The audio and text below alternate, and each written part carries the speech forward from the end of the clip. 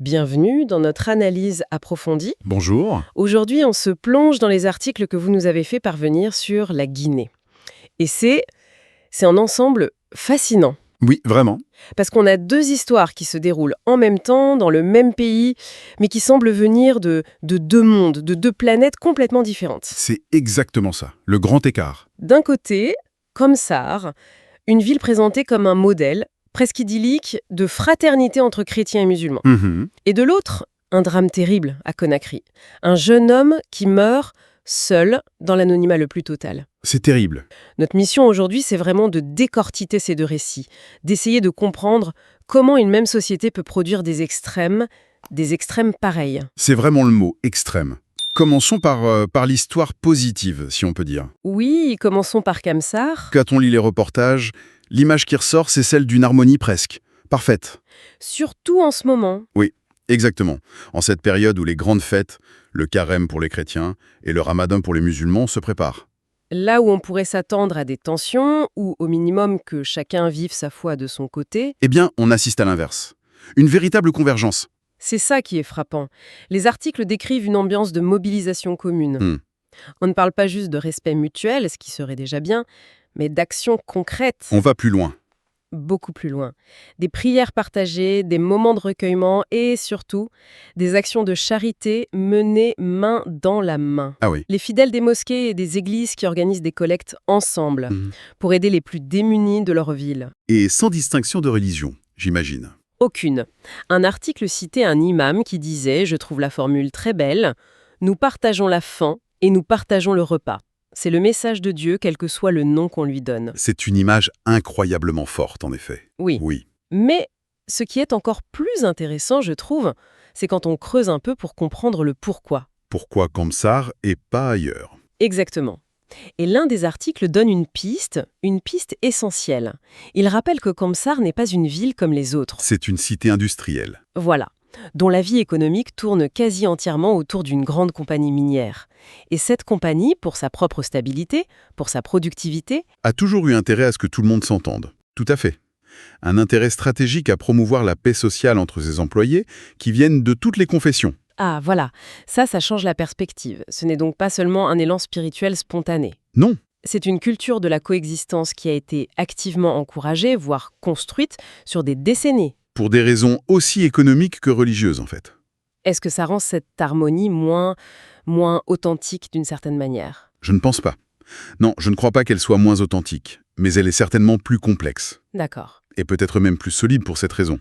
Un prêtre interviewé dans les sources disait une chose très juste. Qu'est-ce qu'il disait? La paix a besoin de racines profondes pour résister aux vents mauvais. À Komsar, les racines sont doubles. Spirituel et socio-économique? C'est ça.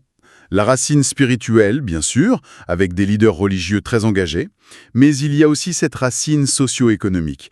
Les gens ne partagent pas seulement une église ou une mosquée.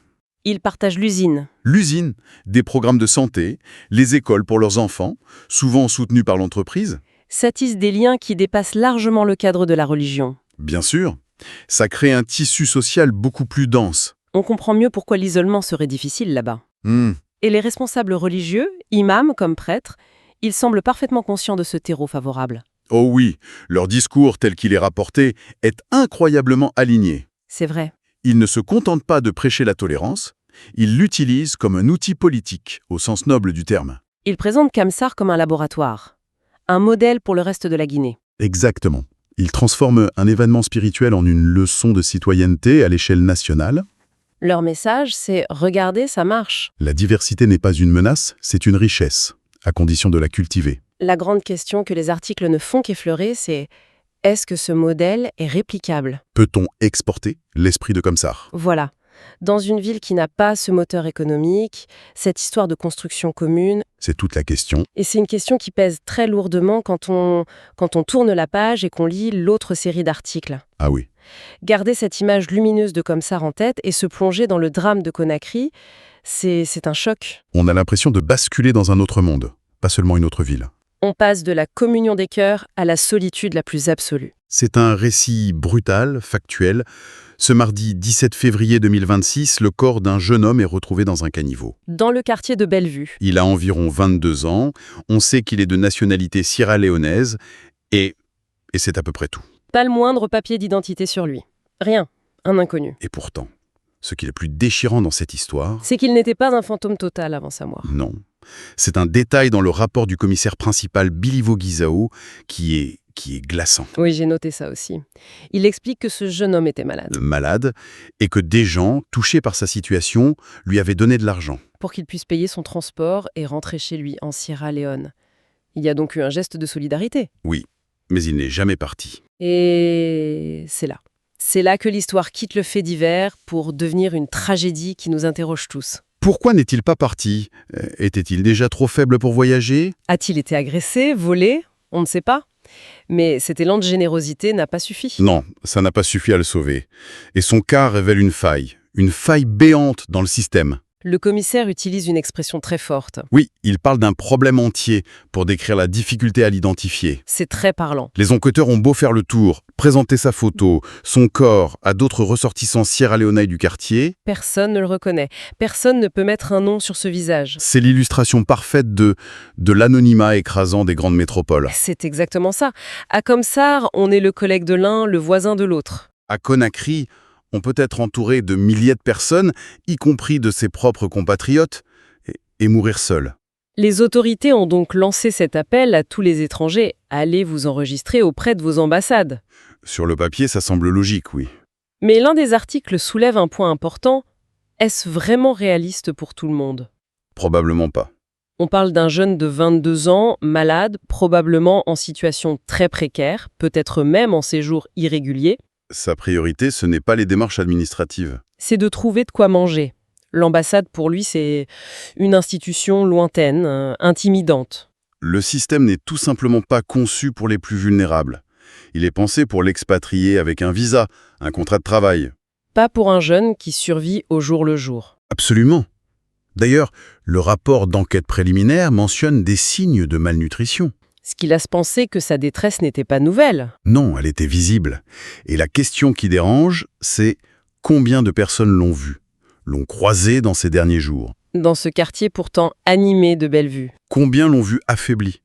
Le geste de lui donner de l'argent est louable, mais il montre aussi les limites de la charité individuelle.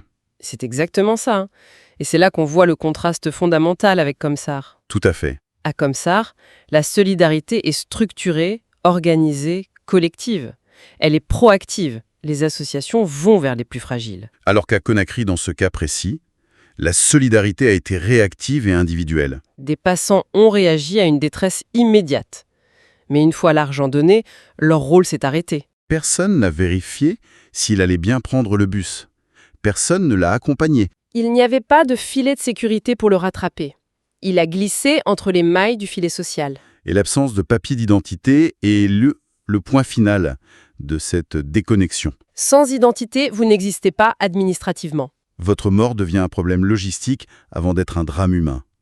Le travail de la police est immense, mais il se heurte à un mur. Un mur qui n'est pas seulement un mur d'investigation, c'est un mur social.